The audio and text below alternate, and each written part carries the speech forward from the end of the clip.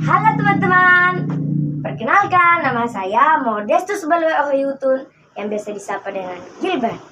Kali ini saya akan melaksanakan tugas IPS, yaitu cerita lisan atau cerita rakyat yang saya ambil dari Provinsi Sulawesi Tenggara yang berjudul Asal-Usul Gunung Mekongga.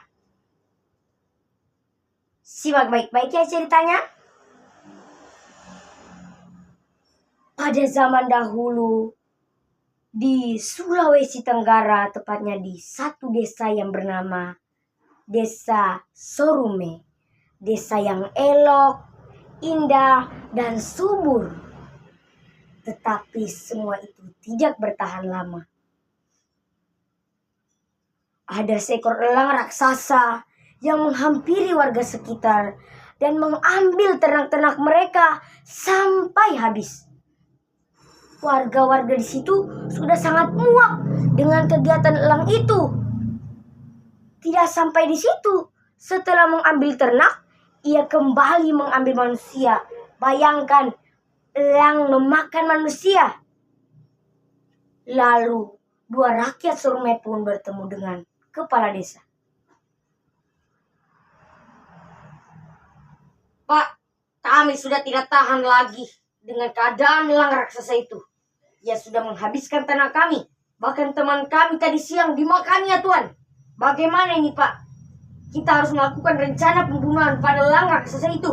Kalau tidak, kita semakin menurun. Dan pulau dan negeri ini akan tidak terurus. Lalu teman-teman, kepala desa pun berkata, "Dengar-dengar di desa sebelah, desa Sulumba, ada seorang pintar dan bijaksana yang bernama Larumbalani. Pergilah dan bertemunya dan ceritakanlah semua masalah tentang negeri kita dan dengarlah sarannya." Lalu teman-teman, dua rakyat Sorume itu pun demi menjaga negeri mereka tetap aman dari elang raksasa itu, mereka pun pergi ke negeri sebelah, yaitu negeri Sulumba, dengan cahaya obor pada malam.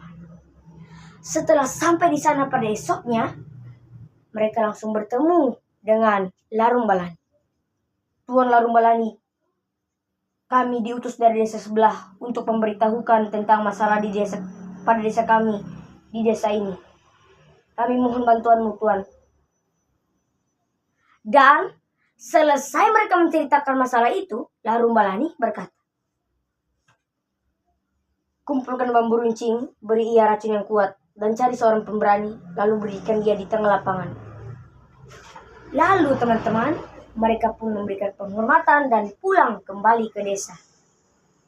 Lalu teman-teman, malam itu mereka bekerja sangat keras. Mereka meruncingi bambu, lalu memberinya racun. Tetapi ada satu kendala. Mereka belum menemukan siapa pemberani yang tepat. Tetapi pada saat rapat sebelum melakukan rencana itu, ada seorang yang berdiri dengan gagah.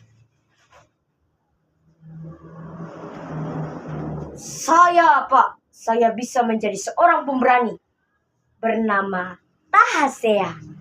Tahasea pun menjadi umpan bagi jebakan untuk burung elang raksasa itu. Siang hari itu, ia berdiri di tengah lapangan rumput dan dipagari oleh bambu-bambu runcing yang sudah diberi racun.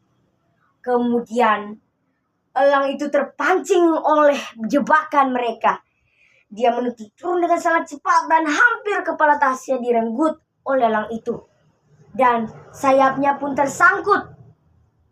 Kemudian elang itu tidak bisa bergerak karena sakitnya menahan rasa terkena duri yang ada racun yang kuat.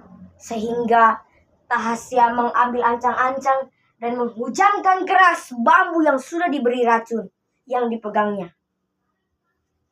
Lalu teman-teman, pada saat elang itu sudah sempoyongan, ia pun menuju atas dan terbang sangat sempoyongan sampai tidak kelihatan. Lalu terdengarlah bunyi hujaman yang sangat keras di gunung yang paling tinggi di daerah itu. Duar! Mereka sorak kegirangan. Karena apa? elang itu sudah mati. Hore! Hore! Jebakan kita berhasil. Lalu teman-teman, untuk merayakan itu, mereka membuat pesta 7 hari 7 malam. Mereka memakan makanan yang enak, membuat makanan yang banyak, dan tidak lupa pengorbanan Tahasea.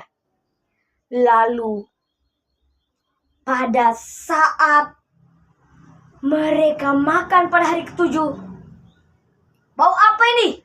Sangat tidak menyeramkan, membuatku muntah. Mereka ternyata mengalami musibah baru, yaitu bangkai burung elang itu sudah membusuk. Lalu disuruhlah oleh kepala desa negeri Sorume untuk menyuruh kembali rakyatnya ke negeri seberang, yaitu negeri Solumba. Setelah menceritakan masalah itu kepada Larumbalani, Larumbalani pun menyuruh mereka pulang dan ia akan berdoa, "Oh Tuhan yang Maha Kuasa, berilah hujan yang lebat selama mungkin supaya menghanyutkan bangkai burung elang raksasa di negeri sebelah." Selesai ia berdoa, halilintar hujan dan badai menghujam negeri Sorume sampai elang itu hanyut dan mereka melanjutkan pestanya. Nah teman-teman, karena kebijaksanaan dan kejujuran oleh Larumbalani, dia diangkat menjadi kepala desa dan Tahasea diangkat menjadi wakil kepala desa. Ia mendapat bagian makanan yang banyak dan pesta yang besar. Dan teman-teman, untuk kita tahu, sungai tempat alir dan hanyutnya elang raksasa dinamai Sungai La Mekongga, sedangkan gunung tempat jatuhnya elang raksasa yaitu Gunung Mekongga. Nah, demikian cerita dari saya, Modest Balueutun, Sapan Gilbert. Terima kasih, selamat siang. Shalom, damai sejahtera bagi kita semua.